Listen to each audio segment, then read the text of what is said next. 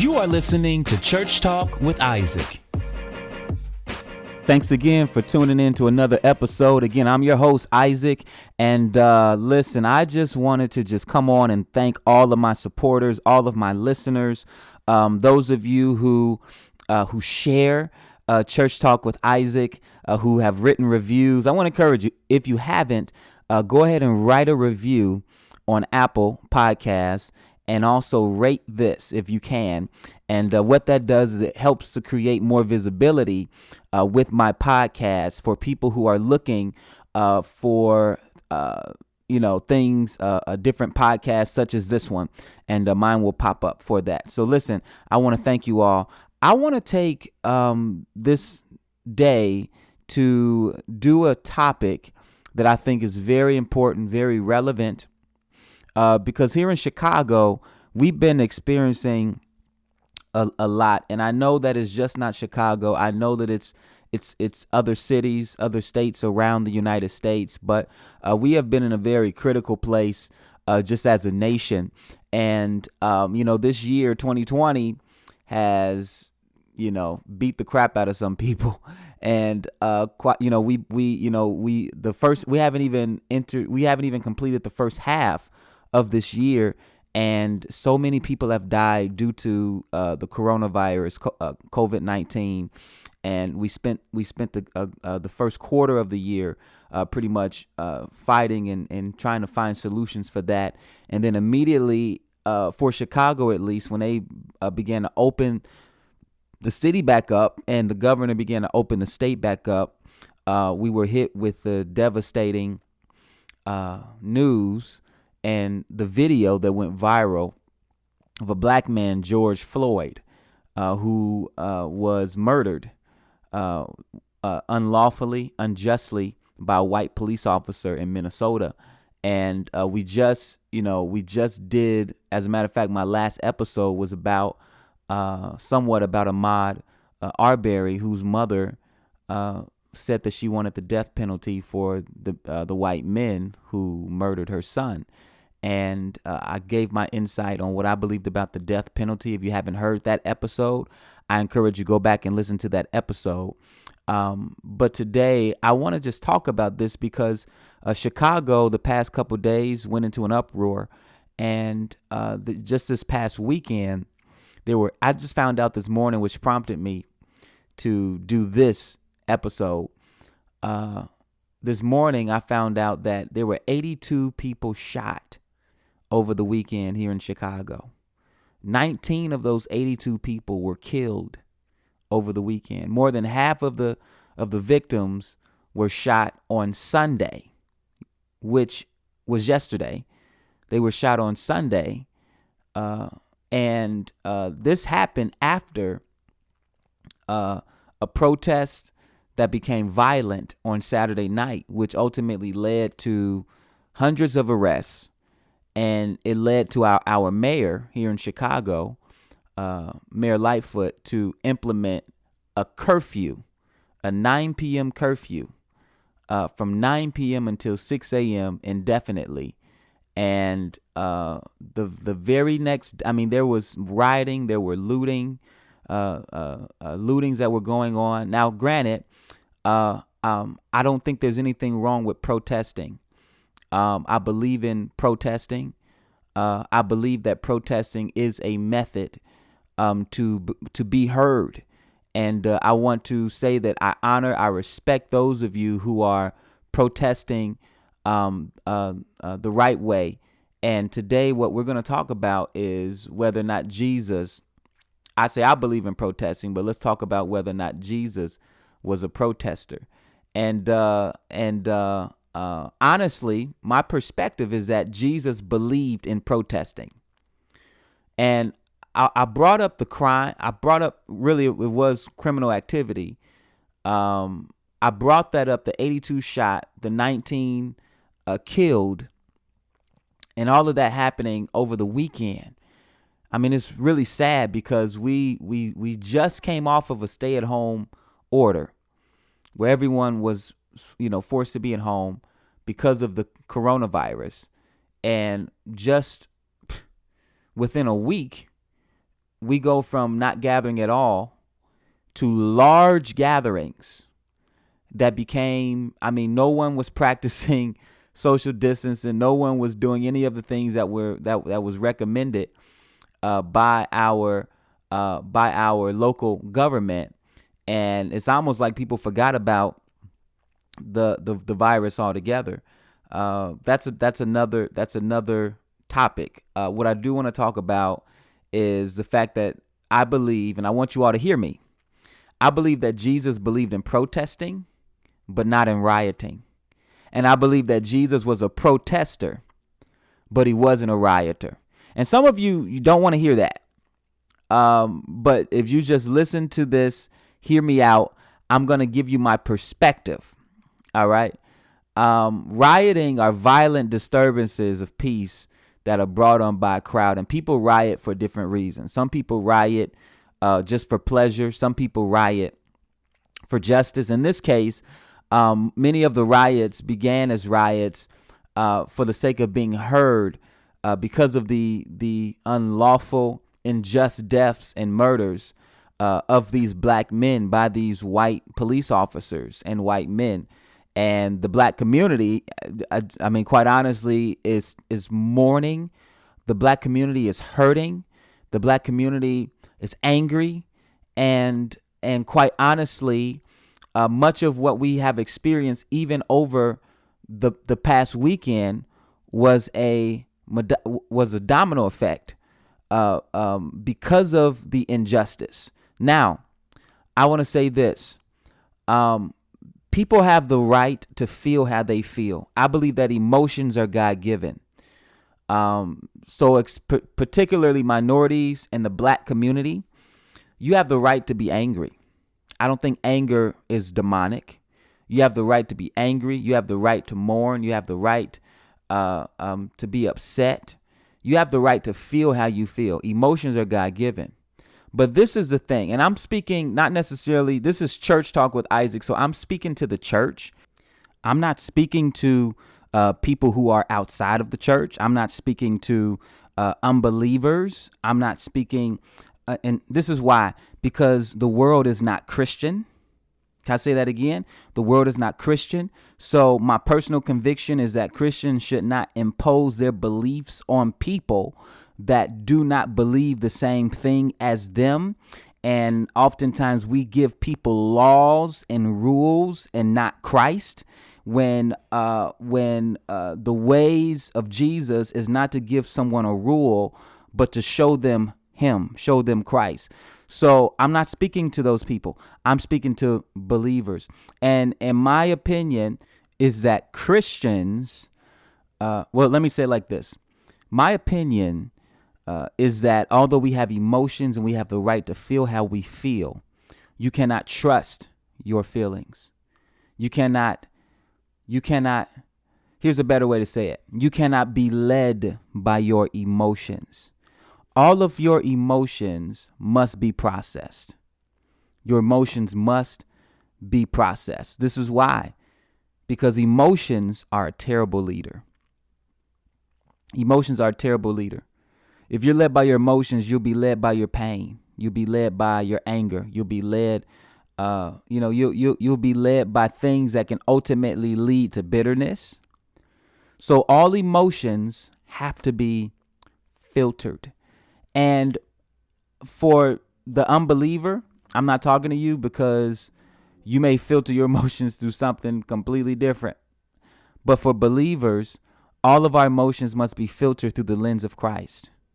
They must be filtered through the lens of Christ. This is why, because Jesus is our model. Jesus is our model. Anytime, for any reason in life, my explanation, my stance will always be Jesus is my model. When things are going good, Jesus is my model.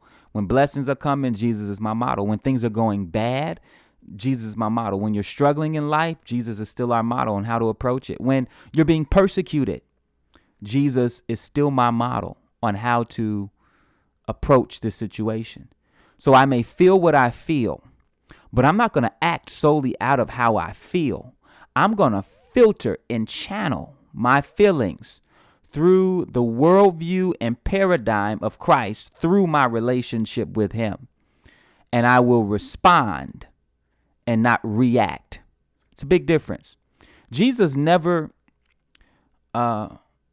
reacted to the devil.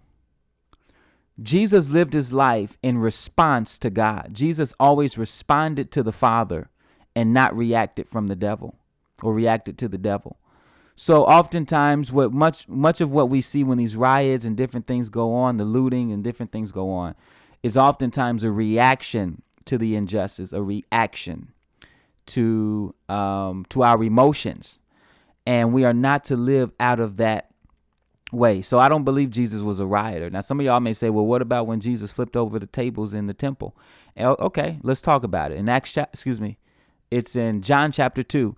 In John chapter 2, if you read it, Jesus said, don't turn my Father's house into a house of merchandising. That's what he told them. They were in the temple, and you can go back and read it on your own time. They were in the temple. They were selling doves. They were selling oxen. They were selling sheep. They were exchanging money. And Jesus walked in the temple. He saw what was going on. This is around the time of the Feast of Passover, which means that people needed animal sacrifices. So they were buying these animals for the sake of having something to present as an acceptable sacrifice so that their sins could be forgiven under the old covenant. And so the issue was just not that they were in there selling things. The issue was that they were making it more difficult for people to be forgiven by charging them higher prices on these things that they needed during this time. So Jesus walked in. That's another story. Jesus walked in. He saw what was going on. He created a whip. And he chased them out of there. He flipped over the table. He emptied out their money bags. And he said, you have turned my Father's house into a house of merchandising. Take all of your stuff and get out, pretty much is what he said. Jesus was not destroying the temple. Jesus was not rioting. And the reason why Jesus wasn't rioting is because he said this. He said, you have turned my Father's house into a house of merchandising. Meaning what? That means that Jesus was at home. It was his house. It wasn't a riot because he wasn't destroying other people's private property. Are you listening? He said, this is my Father's house, which made that his house. So when Jesus came in, he saw other people in his house doing things that they should not be doing, practicing immorality and turning the house of God into something that it was never intended to be. Jesus wasn't destroying the house by flipping the table over. Jesus actually was cleansing the house. Think about it. You walk into this temple and you have all of these things in the temple. You got sheep everywhere. You got oxen everywhere. You got doves. You got tables set up, people exchanging money. You got lines and people buying things and gambling and all kinds of things going on. Jesus actually cleared the house of God out. He said, take everything and leave. The scriptures say that he not only chased out the people, but he chased out the animals as well. So Jesus did not riot or destroy the house. Jesus cleansed the house. Big difference. Big difference. Jesus was not a rioter. We cannot be led by our emotions. All of your emotions have to be filtered.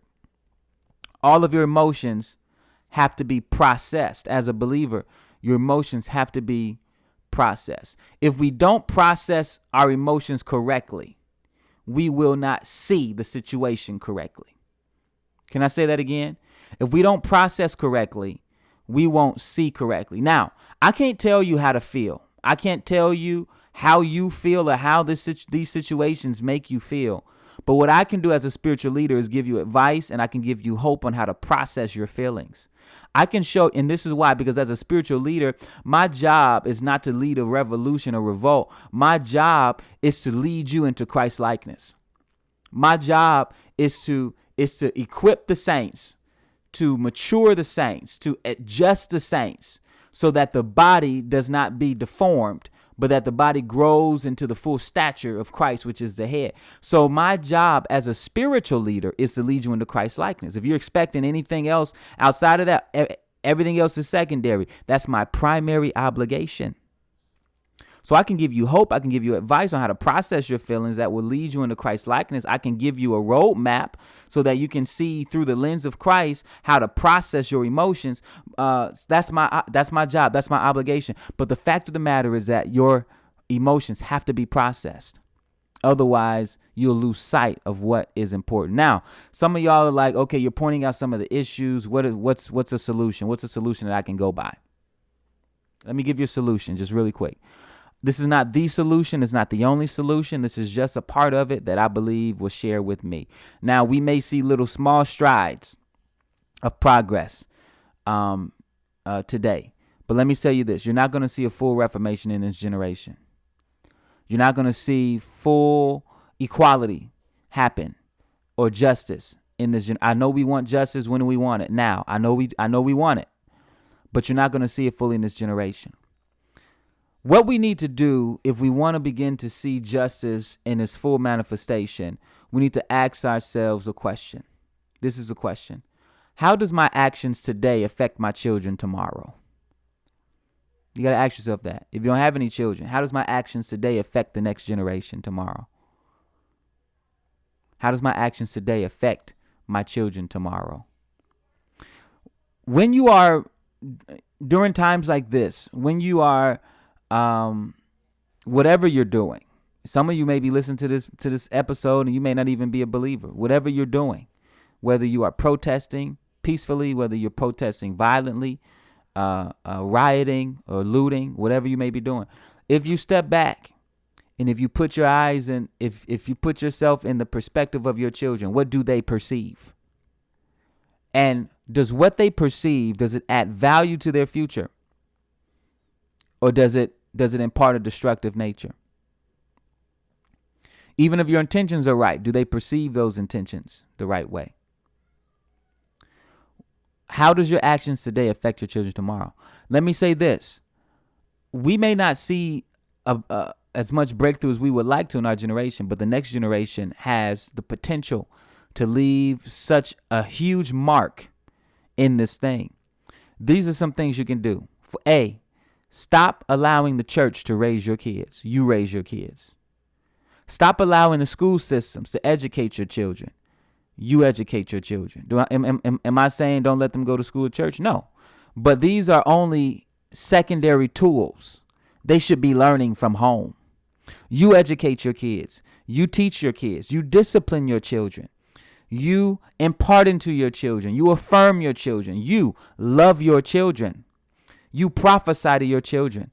Do what's needful to impart purpose and identity into your kids, so that they can be equipped and prepared when their time comes to sit in seats of authority that we despise, so that they could bring the change that we pray for. Your children. The family was the first institution. If it begins there, all change will inevitably flow from there. That's just a bit of piece of advice that I can give. I know I'm going to do it with my children, to the best of my ability. I'm going to parent intentionally. I'm going to show them who they are as black children. I'm going to show them who they are as loved sons and daughters of God. I'm going to show them who they are, and I'm going to pay attention to their gifts and abilities so that they can be positioned in the future to be wherever they are called to be influential, and they will use their influence in order to bring justice, in order to bring equality, in order to bring hope, in order to bring balance and stability to our nation. All right, listen. I actually I taught on this yesterday, and it's a fuller message. So if you didn't get what you felt like you were supposed to get from this, I encourage you, go to our church page, Encounter Worship Center on Facebook, and you'll see the video on Facebook Live. It was actually about an hour long, and I talked. I was a little bit more specific. I try to be shorter on these episodes. But listen, I encourage you, go listen to it, get the full picture. I hope this helped you. Hope this blessed you. Thank y'all for y'all support. I pray y'all have a great week. Let's keep one another in prayer. Let's keep one another lifted. Let's support one another. And again, Jesus was a protester. I believe in protesting. I commend those of you who are getting out there who are protesting, who are standing for justice, who are letting your voices be heard. I stand with you. I support you 100%. I know that it's not the majority that's out there doing dumb things. I know that. I acknowledge that. So I acknowledge you all who are doing things the right way. And let's just pray for our nation. Let's pray for the healing of the land. Let's hold one another up as black people, as minorities. And I know there are even some Caucasians and other ethnicities that are joining along with this cause. Thank you so very much. We love you. And listen, I love you all. Y'all have a great day. Thank you for listening to Church Talk with Isaac. If you enjoy our content and benefit from this podcast, do me a favor and subscribe, leave a review, and share with your friends, family, and colleagues. I'm also on all social media platforms and would love to connect with you. You can also partner with us by visiting isaacwatsonministries.com and clicking donate. Your partnership helps us to get the message of Jesus through Isaac Watson Ministries to the world. Talk to you soon.